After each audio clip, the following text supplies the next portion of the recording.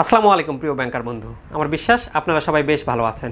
আপনাদের দোয়ায় এবং আল্লাহর অশেষ রহমতে আমিও বেশ ভালো আছি। আমি লিমন সরকার, প্রভাষক 36তম বিসিএস, হিসাব বিজ্ঞান বিভাগ, নওগাঁ সরকারি কলেজ, নওগাঁ।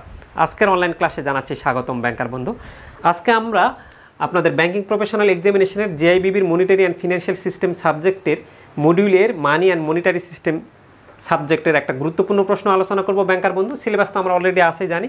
আমাদের 20 নম্বর প্রশ্ন যেটা হ্যান্ড নোটে রয়েছে, what does it mean by price of money? অর্থের মূল্য বলতে কি বোঝায়? How price of money is determined? কীভাবে অর্থের মূল্য নির্ধারণ করা হয়? ব্যাংকার বন্ধু, আপনারা এখানে দেখতে পাচ্ছেন যে আইবিবির কোনো উল্লেখ নাই। তার মানে কি আইবিবি টেক্সট বইয়ের সবশেষে এই প্রশ্নটা নাই বা বিগত বছরেও আসেনি? আমরা প্রশ্নটা কেন ধরছি আপনারা বলতে পারেন যে আইবিবির টেক্সট বইয়ের শেষেও নেই, বিগত বছরে আসেনি। আসলে ব্যাংকার বন্ধু, আমাদের আইবিবি টেক্সট বইয়ের চ্যাপ্টার শেষে নেই, কিন্তু এটা আপনার ওই চ্যাপ্টারের অধ্যায়ের কিন্তু শেষের দিকে এই প্রাইস অফ মানি কীভাবে নির্ধারণ হয় এই টপিক্সটা নিয়ে কিন্তু আলোচনায় আছে। আবার সিলেবাসেও প্রাইস অফ মানি লেখা নাই, কিন্তু চ্যাপ্টারের মধ্যে উল্লেখ আছে। তাহলে চ্যাপ্টারের মধ্যে উল্লেখ থাকলে সেই প্রশ্নটাও কিন্তু আমরা অনেক সময় দেখছি যে পরীক্ষায় আসে। যেমন 98তম ব্যাংকিং প্রফেশনাল এক্সামিনেশনে ফাংশনস অফ মানি, মানির কার্যাবলীগুলো কী কী উল্লেখ করুন, এটা চ্যাপ্টার শেষে নেই, কিন্তু বইয়ের টপিক্সের মধ্যে ছিল, এই জন্য সেটা পড়া লাগছিল। তো সেরকম এই জন্য এটা আমরা কিন্তু ধরছি, যেহেতু বইয়ের টপিক্সে আছে, যে কোনো সময় চলে আসতে পারে। গুরুত্বপূর্ণ একটা প্রশ্ন যে অর্থের মূল্য বলতে কি বোঝায় আসলে। তো অর্থের মূল্য বলতে ব্যাংকার বন্ধু বোঝায় আমরা যেই টাকাটা মানে ঋণের উপর যে প্রদত্ত সুদের হার বা বিনিয়োগের উপর প্রদত্ত সুদের হার, এটাই হলো অর্থের মূল্য। আমরা যে কোনো অর্থাৎ বলছে কস্ট অফ বরোয়িং, আমরা যখন ঋণ করতে যাই তখন তো আমরা এমনি এমনি ঋণ পাবো না, তার বিনিময়ে কি আমাকে সুদ দেওয়া লাগবে। তাহলে এই ঋণটা ব্যবহার করার কারণে আমার যে সুদটা দিতে হলো, এটাই তো সেটার মানে এই অর্থের মূল্য। অথবা আমরা যদি আমাদের যে টাকাটা অলস পড়ে আছে, এটা যদি আমরা কোথাও ইনভেস্টমেন্ট করি, তাহলে ইনভেস্টমেন্ট করলে সেখান থেকে আমরা কত রিটার্ন পাবো, সেটাই হলো আমাদের প্রদত্ত সুদের হার। তবে মোটা দাগে এক কথায় জাস্ট যদি অর্থের মূল্য বুঝাই কাকে, তাহলে আমরা বলবো যে আমাদের ঋণের উপর যে প্রদত্ত সুদের হার, সেটাই হলো আমাদের অর্থের মূল্য। তো এই অর্থের মূল্যটা কীভাবে নির্ধারণ করা হয় সেটা আমরা কিছু পয়েন্ট আলোচনা করব। তার আগে আমরা একটু দেখে নিই সংজ্ঞাটা। এই যে অর্থের মূল্য বলতে সুদের হার বোঝায়। The price of money refers to the cost of borrowing money, আমরা বলছি, or the return earn on holding money in the form of cash or other liquid assets. অথবা আমরা রিটার্নটা পাবো কত যদি আমরা ক্যাশ আকারে রাখি বা অন্য লিকুইড অ্যাসেট আকারে রাখি। In other words, it represents the interest rate of return associated with মানি। মানির সাথে ইন্টারেস্ট রেট অফ রিটার্ন যেটা, সেটাই হচ্ছিল আমাদের অর্থের মূল্য। তো এই অর্থের মূল্য বা সুদের হার, অর্থের মূল্য বলতেই তো আমরা সুদের হার বুঝছি। তাহলে এই সুদের হারটা নির্ধারণ হয় কিভাবে? প্রাইস অফ মানি বা ইন্টারেস্ট রেট ডিটারমাইন্ড। এটা নির্ধারণ হয় ব্যাংকার বন্ধু, প্রথম পয়েন্টটা যে কেন্দ্রীয় ব্যাংকের নীতি বা সেন্ট্রাল ব্যাংক পলিসি। তো এই সেন্ট্রাল ব্যাংকের পলিসির মাধ্যমে ইন্টারেস্ট রেটটা কিন্তু নির্ধারিত হয়। সেন্ট্রাল ব্যাংক কখনো চাইলে ইন্টারেস্ট রেটটা বাড়াতে পারে, কখনো চাইলে ইন্টারেস্ট রেটটা কমাতে পারে।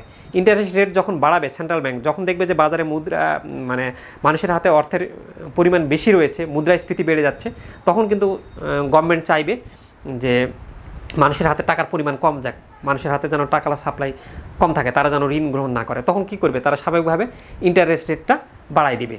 তাহলে গভর্নমেন্ট চাইলে এইভাবে ইন্টারেস্ট বাড়াচ্ছে।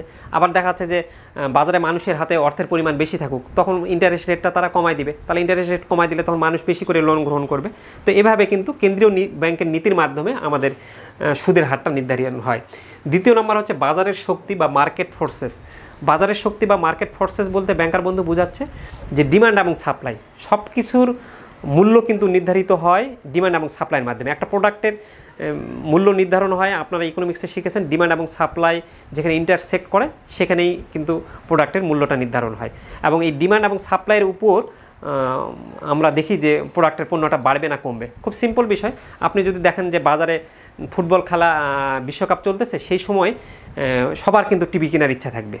তো এই যে বাজারে ফুটবলের বিশ্বকাপের কারণে টিভির চাহিদা বেড়ে গেছে, কিন্তু সেই সময় যদি এরকম হয় যে টিভির সাপ্লাই তুলনামূলক কম, তাহলে সাপ্লাইয়ের পরিমাণ কম কিন্তু ডিমান্ডের পরিমাণ বেশি, তখন কিন্তু আপনার টিভির দাম বেড়ে যাবে।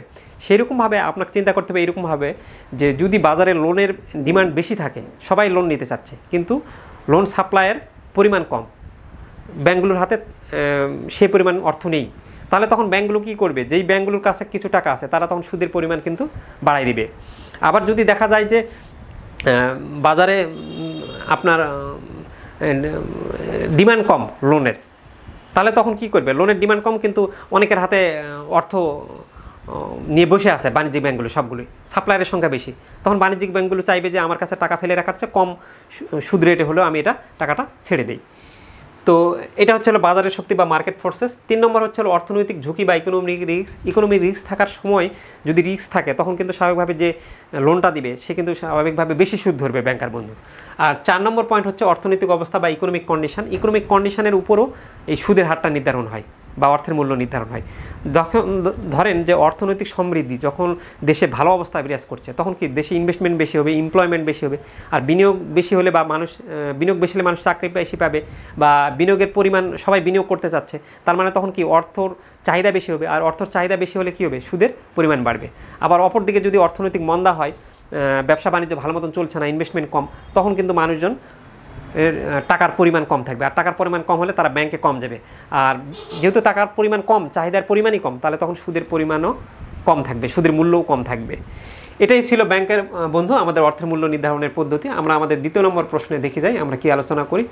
আমরা এই ছিল এই যে কেন্দ্রীয় ব্যাংকের নীতি, এগুলো ব্যাখ্যা করছে যে বাজারের শক্তি মার্কেট ফোর্সেস, ঋণযোগ্য তহবিলের চাহিদা ও সরবরাহ সুদের হারে প্রভাব ফেলে।